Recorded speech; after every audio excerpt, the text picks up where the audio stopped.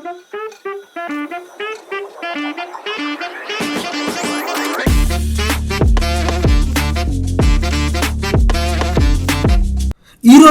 తిరుమలలో second day. మనం తిరుమలలో ఉన్న జాపాలి హనుమాన్ టెంపుల్కి అయితే ఈరోజు వెళ్ళబోతున్నాం అనమాట. ఈ టెంపుల్ తిరుమల వెంకటేశ్వర స్వామి టెంపుల్ నుంచి అరౌండ్ 5 కిలోమీటర్స్ అయితే ఉంటుంది. మనం ప్రైవేట్ వెహికల్ అయినా మాట్లాడుకోవచ్చు, లేదా ఆర్టీసీ బస్సెస్ కూడా అవైలబుల్గానే ఉంటాయి. మాకు రావడానికి అయితే అరౌండ్ 10 to 15 మినిట్స్ అయితే పట్టింది. అండ్ ఈ టెంపుల్ హాతీరామ్ బావాజీ మఠం వారి ఆధ్వర్యంలో ఉంది. సో ఈ టెంపుల్ బాగోగులన్నీ వాళ్ళే చూసుకుంటారు, under the supervision of TTD అనమాట. ఈ మెట్ల మార్గం పక్కన రోడ్ వే కూడా ఉంది, బట్ వెహికల్స్ అన్నీ వెళ్ళవు, బండ్లు మాత్రమే వెళ్తాయి. మెట్లు అయితే ఎక్కువ ఉండవండి, అరౌండ్ 100 to 150 మెట్లు మాత్రమే ఉంటాయి, పెద్ద ఇబ్బంది ఏమనిపించదు. అండ్ చుట్టుపక్కలంతా చెట్లు ఉండడం వల్ల చాలా చల్లగా అయితే అనిపిస్తుంది, మనకి ఏ ఇబ్బంది అయితే రాదు.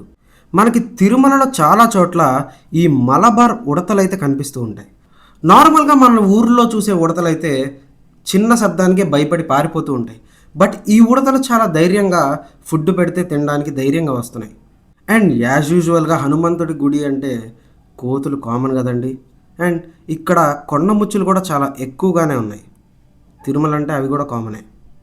అండ్ ఎక్కడికి వెళ్ళినా మన సాంప్రదాయం అదేనండి, మరమరాల మసాలా కనపడితే మనం ఆగం కదా, ఒక పట్టు పట్టేసి మెల్లగా టెంపుల్కి అయితే స్టార్ట్ అయిపోయాం. నార్మల్ డేస్లో వస్తే ఇంత జనం ఉండకపోవచ్చు, బట్ నేను వీకెండ్ వచ్చాను కాబట్టి ఈరోజైతే కొంచెం జనాభా ఎక్కువే కనిపిస్తున్నారు. అండ్ దారిలో వెళ్తూ ఉంటే మనకైతే గాంధీ తాత అయితే ఇక్కడ నించొని కనిపిస్తున్నారు. హాయ్ తాత. అసలు పట్టించుకోవట్లేదే. సర్లే తాత మన మీద అలుగుంటాడు అనుకొని నేనైతే ముందుకు వెళ్ళిపోతున్నాను. అసలు ఇంత గ్రీనరీ అనేది చూసి చాలా కాలం అయిపోయింది. మన సిటీస్లో ఇంత గ్రీనరీ ఉంటుంది కదా. అండ్ టెంపుల్కి వెళ్ళే దారిలో మనకి రైట్ సైడ్లో ఒక చిన్న నీటి ప్రవాహం అయితే కనిపిస్తుంది. ఈ నీటి ప్రవాహం ఏదైతే ఉందో ఈ వాటర్ వెళ్ళి మనకి టెంపుల్ నుంచి వచ్చే దారిలో ఆకాశగంగా అనే ఒక ప్లేస్ ఉంటుంది. ఆ వాటర్ ఫాల్లో అయితే ఈ వాటర్ వెళ్ళి కలుస్తాయన్నమాట. నిజంగా ఈ టెంపుల్ అడవి మధ్యలో ఉండటం వల్ల ఏమో కానీ నాకైతే చాలా ప్రశాంతంగా అనిపించింది. అండ్ మీ ఇంట్లో కనుక చిన్నపిల్లలు ఉంటే ఖచ్చితంగా ఈ టెంపుల్కి తీసుకురండి, వాళ్ళైతే చాలా ఎంజాయ్ చేస్తారు ఈ జర్నీని. అండ్ తిరుమల వచ్చిన ప్రతి ఒక్కరు కంపల్సరీగా చూడాల్సిన టెంపుల్ ఇది. ఇదిగోండి మాటల్లో పడైతే మనం జాపాలి టెంపుల్ దగ్గరికి అయితే వచ్చేసామండి. అది కనిపిస్తుంది కదా, అదే జాపాలి టెంపుల్ అనమాట. అసలు ఈ టెంపుల్కి జాపాలి అనే పేరు ఎలా వచ్చింది అంటే, విష్ణుమూర్తి రామ అవతారం ఎత్తాలి అని అనుకుంటున్నప్పుడు రుద్రుడైతే హనుమంతుడి అవతారం ఎత్తాలి అని అనుకుంటున్నారు. అయితే జాపాలి మహర్షి హనుమంతుడి రూపాన్ని దర్శించాలి అని అనేక ప్రదేశాల్లో తపస్సు చేయగా అతనికైతే ఈ ప్రదేశంలో తపస్సు చేసినప్పుడు అయితే హనుమంతుడు దర్శనం ఇచ్చాడు అని అంటారు. అండ్ ఈ దర్శనం అనేది హనుమంతుడి అవతారం ముందే జరిగింది అంటారు. అండ్ జాపాలి మహర్షి తపస్సు ఫలితంగా ఆయన అవతారానికి ముందే ఇక్కడ స్వయంగా వెలిశారు అని అంటారు. అయితే కొంతమంది హనుమంతుడు అయితే అంజనాద్రి అనే పర్వతం మీద పుట్టాడు, అండ్ ఇదే హనుమంతుడు పుట్టిన ప్లేస్ అని కూడా అంటారు. అండ్ కొంతమంది హంపీలో ఉన్న కిష్కింద అనే ప్లేస్లో పుట్టాడు అని కూడా అంటారు. అయితే నిజానికి ఎక్కడ పుట్టాడు అనేది మనకైతే తెలియదు. టీటీడీ అయితే 2021లో హనుమంతుడు ఇక్కడే పుట్టాడు అని చెప్పి ఆధారాలు కూడా చూపించారంట.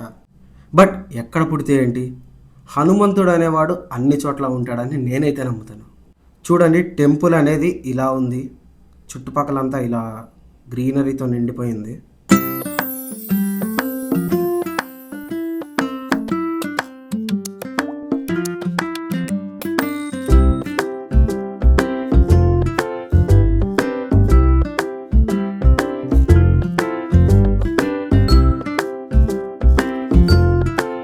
అండ్ ఈ టెంపుల్కి ఇంకొక చరిత్ర కూడా ఉంది. అదేంటంటే రామావతారం టైంలో రావణ సంహారం అయిపోయిన తర్వాత రాముడు సీత అయోధ్యకి వెళ్ళే దారిలో అయితే వాళ్ళు వచ్చి ఇక్కడ ఆగారు అని చెప్పి, ఇక్కడ స్నానం ఆడారు, హోమం కూడా చేశారు అని చెప్పి చెప్తారు. ఈ హోమగుండం ఏదైతే ఉందో ఇది రాముడు సీత కలిసి హోమం చేశారు అని చెప్తారు. అండ్ ఇక్కడ కనిపించే తీర్థం ఏదైతే ఉందో దీన్ని రామతీర్థం ఆర్ రామ్ కుండ్ అని కూడా అంటారు. ఇక్కడే రాములు వారు స్నానం చేశారు అని అంటారు. అండ్ ఇది సీతాకుండ్, ఇది టెంపుల్కి బ్యాక్ సైడ్ ఉంటుంది. బట్ ప్రజెంట్ అయితే ఇక్కడికి మనల్ని అయితే ఎలో చేయట్లేదు. అండ్ ఇంకొక మహత్యం ఏంటి అంటే, ఈ చెట్టుకి వినాయకుడి ఆకారం అయితే దానంతటదే ఫార్మ్ అయిందనమాట. ఇది ఎవరు పెట్టింది కాదు, ఆటోమేటిక్గా ఫామ్ అయింది. ఇది హనుమ జన్మస్థలం అవునో కాదో పక్కన పెడితే ఇక్కడికి వచ్చినప్పటి నుంచి అయితే ఒక డివైన్ ఎనర్జీ అయితే మన చుట్టూ పాస్ అవుతుందన్న ఫీలింగ్ అయితే నాకు వచ్చింది. అండ్ ఇక్కడ కనిపిస్తున్న దారి ఏదైతే ఉందో ఇది తిరుమల క్షేత్రం నుంచి జాపాలికి నడకదారి అనమాట. మెట్లు లేనప్పుడు ఇటే వచ్చేవాళ్ళేమో. అండ్ ఇది అయిపోగానే నేనైతే భోజనం చేసి బయటకు వచ్చేసాను అనమాట. భోజనం అయిపోయిన తర్వాత కిల్లి ఉండాలి కదా, అదైతే తినేసి నేనైతే రూమ్కి వెళ్ళిపోయాను. ముందు రోజు కాలినడకన కొండెక్కడం అండ్ దర్శనంకి టైం అయిపోవడం వల్ల నేనైతే వరాహస్వామి టెంపుల్ని చూడడం అయితే మిస్ అయ్యాను. సో ఈరోజు సాయంత్రం నేనైతే వరాహస్వామి దర్శనం చేసుకోవడానికి అయితే వచ్చాను అనమాట. జనం అయితే చాలామంది ఉన్నారు. అరౌండ్ 8 o'clock వచ్చాను. ఈ టైంలో కూడా జనం అయితే బీభత్సంగా ఉన్నారు టెంపుల్లో. నార్మల్గా అయితే అసలు తిరుమలలో వెంకటేశ్వర స్వామిని దర్శనం చేసుకునే ముందే మనం వరాహస్వామిని అయితే దర్శనం చేసుకోవాలి. ఇవే టెంపుల్ టైమింగ్స్ అండి. లోపలికి మొబైల్ ఎలో లేదు, సో నేను ఇక్కడ దాకా షూట్ చేశాను. బయటికి వచ్చిన తర్వాత ఇక్కడ పక్కన చూస్తే మనకి చక్ర తీర్థం అయితే కనిపిస్తుందండి.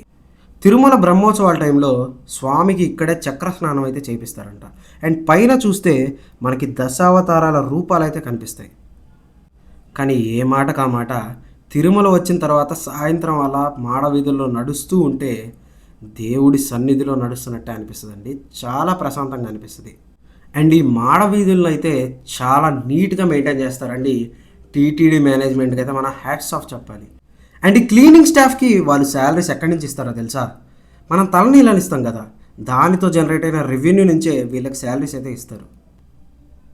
బాగుంది కదా ఐడియా. తిరిగి నాకైతే ఫుల్గా ఆకలేసి నేనైతే గోల్డెన్ బాలాజీ దగ్గరకు వచ్చానమాట. ఇంకా వాడు ఫుడ్ పార్సిల్ చేసే గ్యాప్లో నేనైతే కొన్ని వీడియోలు తీసుకున్నాను అనమాట, వీడియోకి పనికి వస్తుందని. అండ్ ఫుడ్ అయితే వచ్చేసింది. బాయ్ గైస్, నెక్స్ట్ వీడియోలో కలుద్దాం.